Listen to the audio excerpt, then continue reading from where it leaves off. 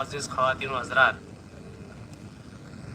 اور عزیز نوجوانوں، السلام علیکم ورحمۃ اللہ وبرکاتہ۔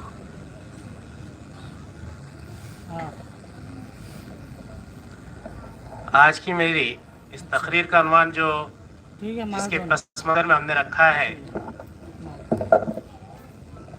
National education policy dimension future,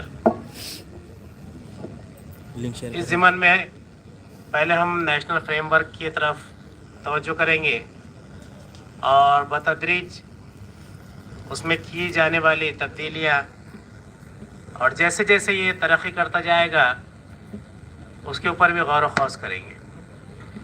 عروج آدم خاکی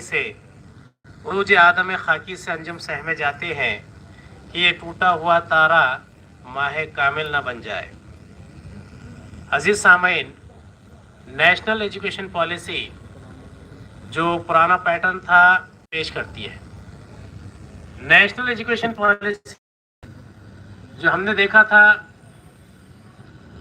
پہلی مرتبہ، جیسا کہ ہمارے فاضل دوست نے فرمایا کہ پہلی مرتبہ جو ایجوکیشن پالیسی انٹروڈیوس کی گئی تھی، تعلیم کا نظام سب سے پہلے بہترین طریقے سے اسٹیبلش کرنے کی جو روایت ہے وہ مسلم سلاطین کے دور حکومت میں ہی ترویج پانا شروع ہو گئی تھی۔ جیسے جیسے انگریزوں نے بھارت پر قبضہ کیا ویسے ویسے انہوں نے اس میں اپنی سہولیت کے حساب سے تبدیلیاں کرنی شروع کر دی۔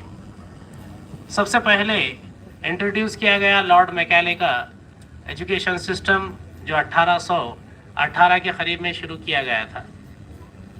اس کے بعد میں اس میں بتدریج تبدیلیاں ہوتی گئی۔ آزادی کے بعد میں نیشنل ایجوکیشن فریم ورک، بنیادی تعلیم کے لیے خصوصی طور پر توجہ دی گئی۔ Ministry of education human resource of development کے زیر نگرانی بہت ساری نئی تبدیلیاں اس میں عمل میں آئی۔ 1968 میں کوٹھاری کمیشن کے ذریعے سیکنڈری ایجوکیشن میں اور بہت ساری تبدیلیاں لائی گئی اور اس میں بڑے پیمانے پر عوام کو تعلیم سے جوڑنے کی ایک کوشش کی گئی۔